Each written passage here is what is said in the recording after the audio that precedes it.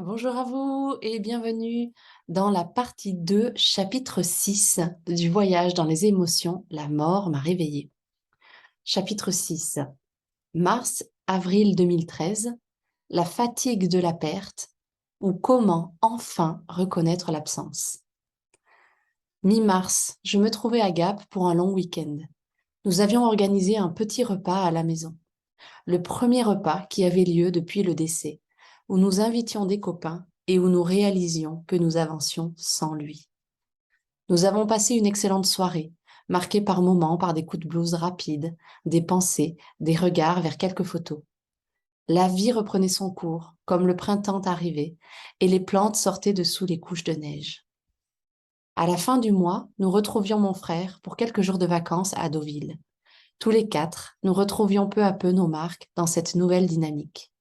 Nous étions heureux de découvrir cette partie de la France et savourions le beau temps.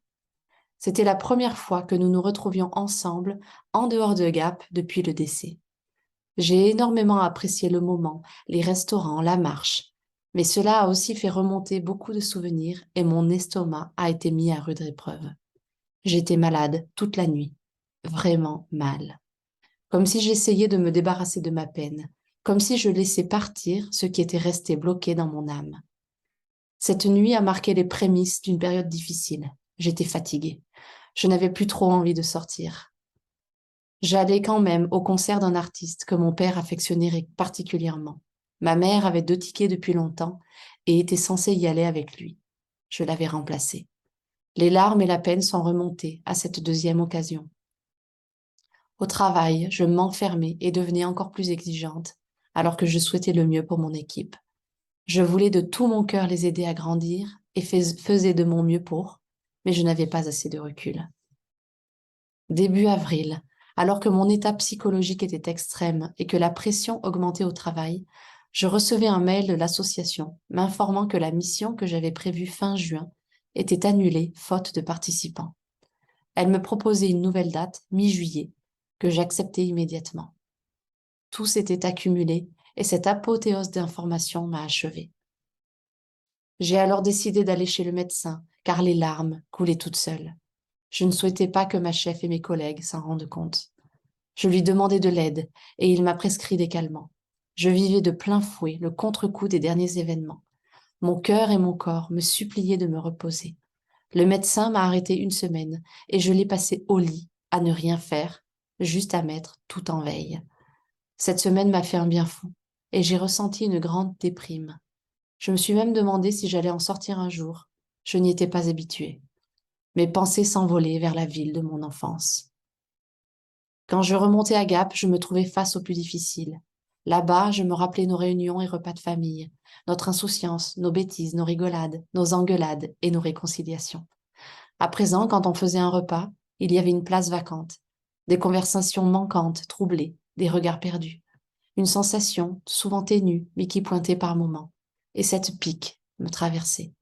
Quand je le voyais sur toutes ces photos, si plein de vie et tellement souriant, j'essayais de capter son regard et parfois il me semblait que j'y arrivais.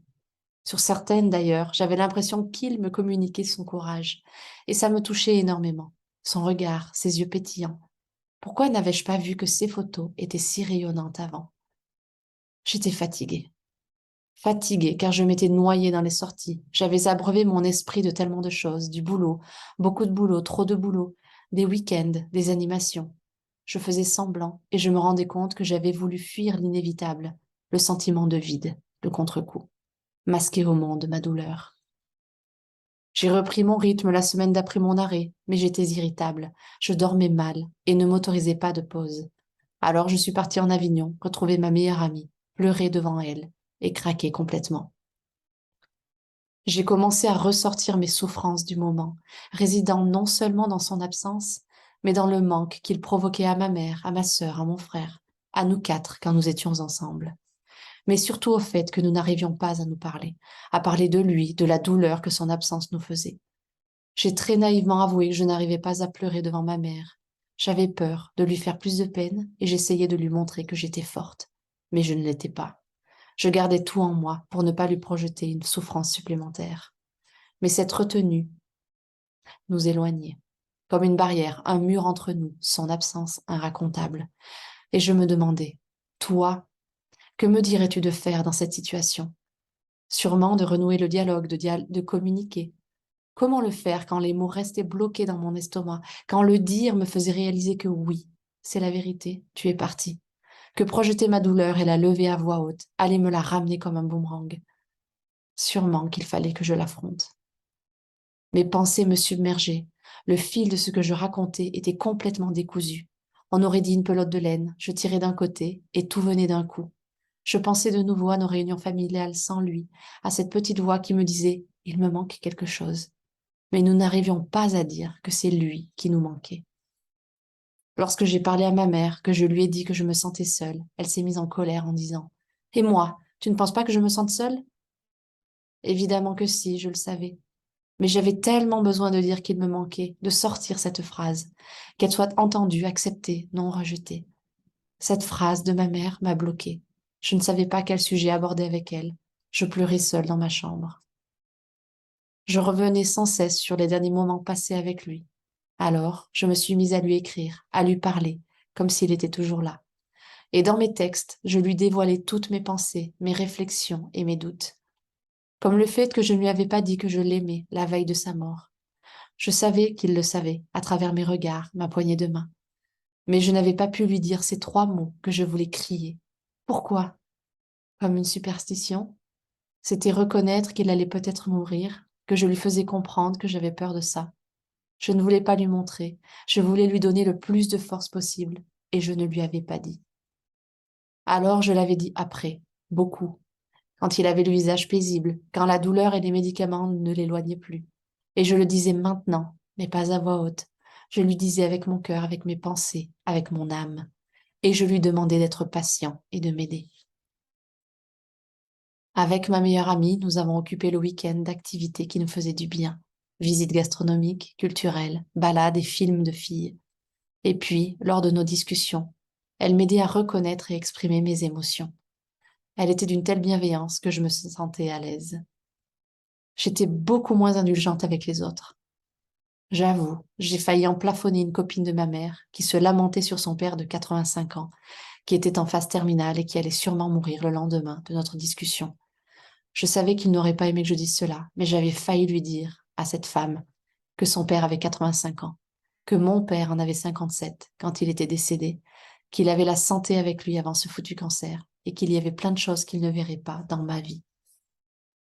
Je réalisais que j'entrais dans la phase déprime du deuil, une phase que je jugeais noire.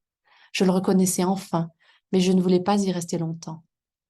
Mais j'apprenais qu'on ne pouvait pas contrôler le temps qu'il nous fallait pour s'en sortir. Je devais accueillir tout ce qui allait se passer. Je devais vivre ces moments. Je devais faire sortir la douleur qui était cachée en moi. Je devais soulager ma conscience et mon corps tout en restant à l'écoute. Je posais les jours suivants pour me faire aider. Ostéopathe, psy. J'avais rompu la discussion avec ma mère depuis trop longtemps. J'ai alors pris le téléphone et nous avons parlé à cœur ouvert pendant plus d'une heure. Je ne jugeais pas son ressenti, mais j'avais besoin qu'elle sache que certaines paroles me blessaient, que lors de mes questionnements professionnels, je l'appelais lui, et que maintenant, je ne le pouvais plus. Elle devait savoir où j'en étais, que je ne l'avais pas oubliée, au contraire. J'ai pu lui dire qu'elle aussi me manquait, que j'avais envie d'être une petite fille, d'être réconfortée et écoutée. Je lui ai exprimé ma perte d'équilibre, de repère. Lui qui savait, en une question, me renvoyer mes propres décisions et me confronter dans celles-ci. Je décidai aussi de m'ouvrir à mes amis d'Antibes, à leur faire part de mes difficultés, du fait que seule, j'avais pu arriver jusque-là, mais que j'avais besoin d'eux à présent. Je ne demandais rien, sinon de la compréhension pour mes futurs états d'âme et mes sautes d'humeur. Je faisais un pas vers ma guérison en acceptant d'en parler et de reconnaître où j'en étais. Je me sentais fatiguée, mais bien. Je reprenais doucement les soirées, mais les écourtais pour laisser mon corps se reposer. Et surtout, je lui parlais. Sur l'un de mes carnets, je lui écrivais ces mots. Je t'aime, papa, et je vais y arriver. Je ne vais pas lutter contre ton absence, ni la nier. Je vais l'accepter et continuer à te parler, comme si ces mots pouvaient t'atteindre. Je vais accepter mes sentiments, la tristesse, la joie, la souffrance, et ne pas les réfréner, ou du moins pas avec les amis et la famille. Après tout, si je ne peux être moi-même entière avec eux, avec qui le pourrais-je?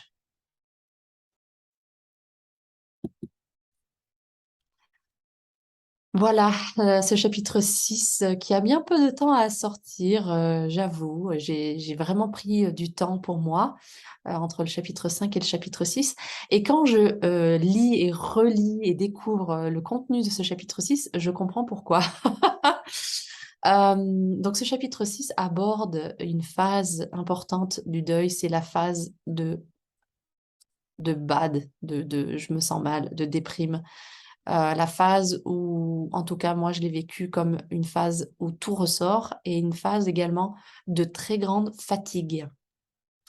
C'est une phase où mon corps, mon cœur, tout mon être, en fait, est fatigué. Euh, il, euh, il est temps, en fait, de me mettre face à mes réelles émotions, face à ce qui se passe à l'intérieur de moi et que j'ai un peu occulté en voulant vraiment avancer. Et c'était parfait jusqu'à présent. En tout cas, à ce moment-là, il est temps de regarder ce qui se passe à l'intérieur de moi. Et donc, tout joue pour me forcer, je dirais, à le faire. Je tombe malade, donc on part à Deauville et je tombe malade et je passe une nuit terrible, terrible, terrible, avec un mal à l'estomac et je dors très très peu. Et, euh, et en fait, ça démarre une période de très très grande souffrance en moi, en plus de la fatigue, en tout cas une très très grande souffrance, où en fait mon corps prend le dessus. C'est-à-dire que je reçois des... En fait, tout concorde à cette période. Donc, mes émotions sont complètement sans dessus-dessous, mes pensées, elles partent en vrille, mon corps, il se laisse complètement submerger. Par exemple, je reçois un email et je me mets à pleurer au travail et je veux pas le montrer, donc je bloque. Mais bon, c'est tellement énorme en fait que je peux plus bloquer, c'est plus possible.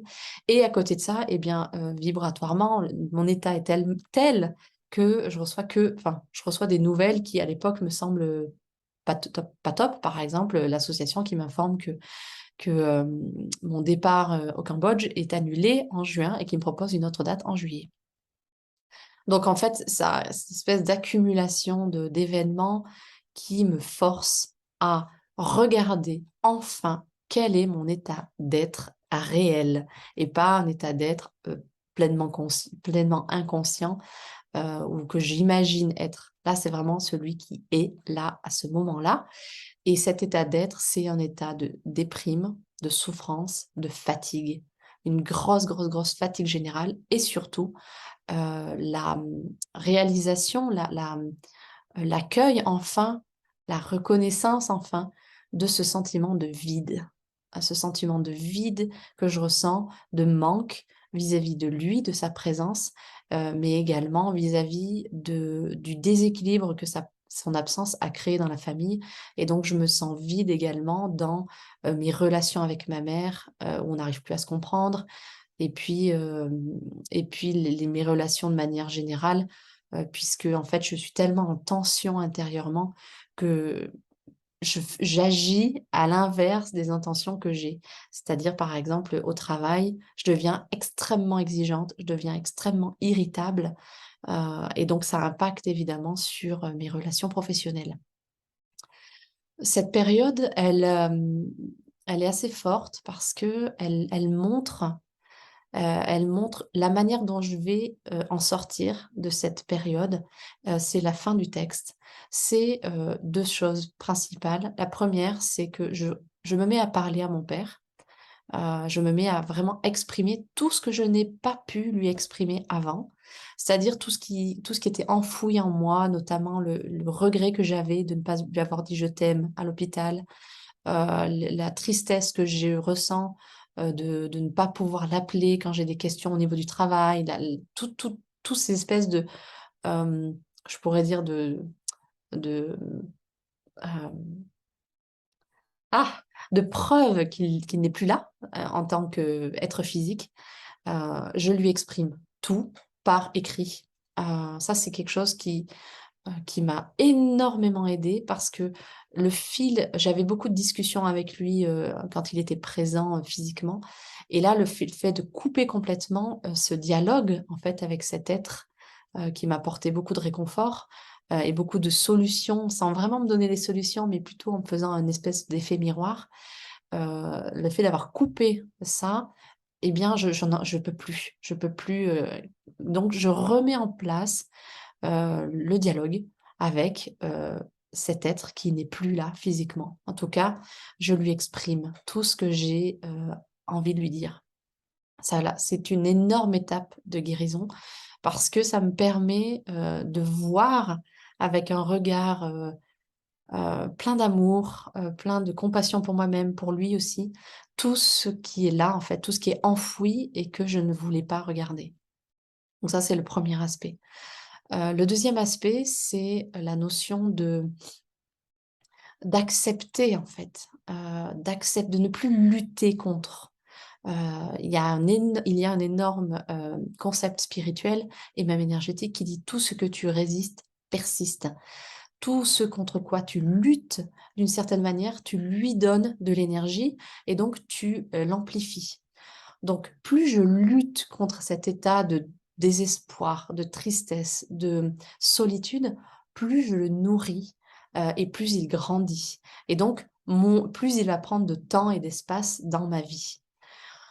Et donc, c'est quelque chose que je note et la phrase, le bout de texte que j'ai mis à la fin donc, de ce chapitre, c'est exactement la phrase que j'ai écrite à l'époque qui était: «Je décide de ne plus lutter contre cet état. Je ne sais pas combien de temps ça va prendre.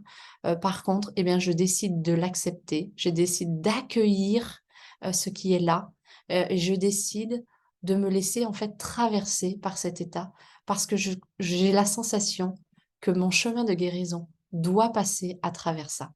Et c'est une étape qui peut faire peur, puisqu'on rentre en fait dans nos zones d'ombre, dans nos zones de tristesse, de colère, de déprime, de dépression. Et en même temps, le chemin de guérison passe à travers cette boue intérieure, passe à travers ce marasme qui est de toute façon en nous. Donc ce n'est pas comme si, j'allais, vibrer, plus cet état-là, puisque de toute façon, il est déjà en soi, et donc on le vibre déjà. Le fait de le reconnaître, de le voir, de l'accueillir, de lui donner de l'amour, pas dans le sens: «J'adore cet état-là et donc je vais continuer», mais dans le sens: «J'aime toutes les parts de moi et j'apporte de l'amour, pour d'une certaine manière, réconforter, pour apaiser, pour donner, le soutien et le réconfort que cette part de moi, nécessite, a besoin. Et donc, je vais passer en fait, dans ce chapitre 6 marque le début donc de cette période que à l'époque je juge être très noire, une période noire. Heu, ça peut être par exemple vu comme, la nuit noire de l'âme où tout ressort et toutes heu, toutes nos zones d'ombre, tous nos états d'être qui sont vraiment, lourds, qu'on ne veut pas voir, qu'on ne veut pas regarder, qu'on ne veut pas entendre. Et bien tout ça, en fait, je me retrouve à devoir les regarder en face et devoir les ressentir et devoir en fait, bah, les accueillir. Et l'important, en fait, dans ça, dans ce passage-là, c'est l'intention qu'il y a derrière. Ce n'est évidemment pas pour me morfondre dedans.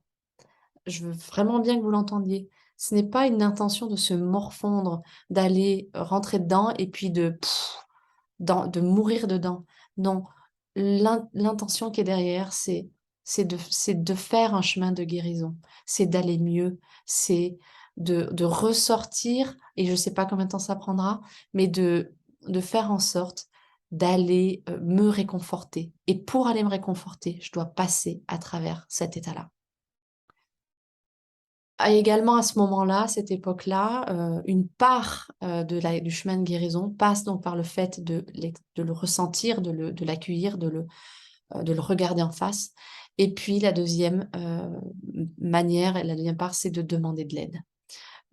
J'ose enfin, demander de l'aide, notamment donc je vais voir la psy, je vais voir le médecin, et puis je demande également à mes amis de m'aider.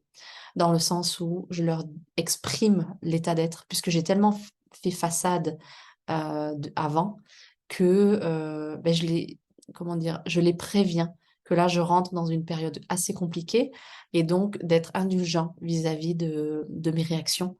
Donc, c'est un peu comme, si vous voulez, comme si je les prévenais de mon état de fragilité. Et c'est une énorme preuve de courage que de faire ça, c'est-à-dire de juste d'exprimer, voilà, on rentre dans de la communication bienveillante, c'est j'exprime, voilà, comment je me sens aujourd'hui. Si je t'engueule et que je te balance des trucs horribles ou que j'ai un comportement qui est horrible, sache que à l'intérieur, je suis en train de vivre des choses très très fortes et donc ne le prends pas personnellement, s'il te plaît. En gros, c'est ça. Et ça permet en fait de baisser la tension, de baisser la pression aussi que je peux me mettre parce que j'ai déjà tellement à gérer intérieurement que si en plus je dois gérer la réaction des autres, ça va être lourd. Donc, ok, je préviens. Voilà, là, je suis dans une phase où c'est particulier. Et là, ensuite, je me retrouve également à parler et communiquer avec ma mère. C'est-à-dire que c'est la personne avec qui la discussion et l'échange a été coupé à cause de certaines incompréhensions et puis à cause notamment d'une certaine phrase qu'elle m'a exprimée et que j'ai pris de plein fouet. Eh bien, à ce moment-là, en fait, je décide de ne plus prendre personnellement ce qu'elle va me dire. Par contre, eh bien, de l'entendre elle aussi, d'entendre sa douleur, tout en renouant le dialogue et en exprimant moi-même ce qui se passe en moi. C'est-à-dire que quand elle m'a exprimé cette phrase, je l'ai pris personnellement, ça m'a fait mal, ça m'a blessée, mais en même temps, elle m'exprimait sa douleur à elle. Et donc, je renoue le dialogue avec elle et finalement, on se retrouve à tâtonner ensemble sur comment on gère cette nouvelle période. Donc c'est une phase, quand elle arrive, cette phase-là, cette phase de déprime ou et même potentiellement de colère, c'est une phase qui est pas très agréable. Je le sais bien. C'est pas très agréable. Il y a même une phrase à un moment donné où j'exprime, je dis, donc je tombe malade, je me fais arrêter une semaine et je me retrouve à rester au lit pendant une semaine. Moi, qui suis à la base plutôt active, qui bouge, qui a des idées, qui est pleine de vie, là, je me retrouve à être complètement amorphe, complètement voilà, exténuée physiquement, moralement, émotionnellement, énergétiquement, dans tous les aspects de mon être, exténuée. Et je suis allongée, je reste au lit pendant une semaine. Et à ce moment-là, j'ai une pensée, et je le dévoile de manière très honnête et authentique, j'ai la pensée qui est: je ne vais jamais me relever. Il y a vraiment cette pensée qui est mais si je reste dans cette apathie, je vais rester là-dedans, quoi. Et je sais que c'est une peur qui réside en plusieurs d'entre vous et qui réside en moi, de me dire: «Mais si je commence à entrer dans mon ressenti de déprime, d'apathie, de tout ça, en fait, je vais y rester parce que c'est tellement lourd, tellement, profond que je vais y rester et j'ai pas envie de rester là-dedans». En fait, là-dessus, pour moi, heu, la réponse à cette question, c'est: est-ce que vous avez confiance en qui vous êtes vraiment à l'intérieur? Parce que cette période-là, en fait, c'est une période particulière. Si vous ne vous autorisez pas à ressentir ça et à penser ça, alors que vous êtes dans une situation et un événement qui qui génère aussi ce genre d'émotions et de ressentis, parce que c'est la vie, c'est un mouvement de vie aussi, de ces moments d'apathie, c'est un mouvement de vie. Parce qu'après derrière, ça nous fait ressentir l'inverse qui est cette, cet, état plein de vie et ce moment-là d'apathie, de dépression totale, de déprime, en fait, en soi, il est pas fait pour durer. Par contre, on revient à ce que tu résistes persiste. Plus tu vas, résister et lutter contre cet état-là, plus quand il va se présenter, il va être énorme et il va être long. Parce qu'en fait, on a tellement résisté qu'on l'a amplifié à l'intérieur. Donc, au moment où il se présente, s'autoriser à être pleinement, consciemment dans OK, là, ce qui est là, en présence, maintenant, c'est de dormir et de passer 3 jours à ne rien faire et à juste me laisser porter par ce qui se passe là, aujourd'hui, en ce moment. Et ensuite, être vraiment attentif aux idées, aux informations qu'on reçoit, par exemple de demander de l'aide. Par exemple, moi, je reçois l'info, va chez ta meilleure amie pour justement être dans un environnement qui va te faire te sentir mieux. Ça ne veut pas dire nier la manière dont tu te sens, mais par contre, ça va t'aider à te sentir un petit peu mieux. Donc, ce sont ces mouvements-là de vie auxquels je vous invite à être très, très attentif pendant cette période-là, toujours, toujours, toujours avec cette intention d'aller mieux, avec cette intention de rentrer dans un chemin de guérison. Si vous rentrez dans une intention d'aller vous morfondre là-dedans, effectivement, vous allez pouvoir y passer des années dans ces sentiments de déprime et de dépression. En tout cas, aujourd'hui, avec les outils de gestion émotionnelle, de gestion même, alors je dirais pas gestion, mais plutôt transmutation émotionnelle, de transmutation énergétique, des outils qui sont corporels avec la TFT, des outils qui sont plus énergétiques, on peut, tout en accueillant ces émotions et ces moments-là, on peut vraiment se faire aider ou s'aider soi-même pour que ces moments-là euh, soient plus courts et soient plus gérables hein, d'un point de vue humain. Donc, l'idée, de toute façon, à partir du moment où on a envie de rentrer dans ce chemin de guérison, la première étape, de toute façon, passe par le fait de reconnaître ce qui est là. Et c'est une phrase que je mets dans le texte qui est « Je reconnais enfin ce qui est là ». Et ensuite, on peut prendre plusieurs méthodes pour transmuter ça et pour aller mieux. Voilà, je vous souhaite une superbe semaine et puis je vous dis à la semaine prochaine. Bye bye.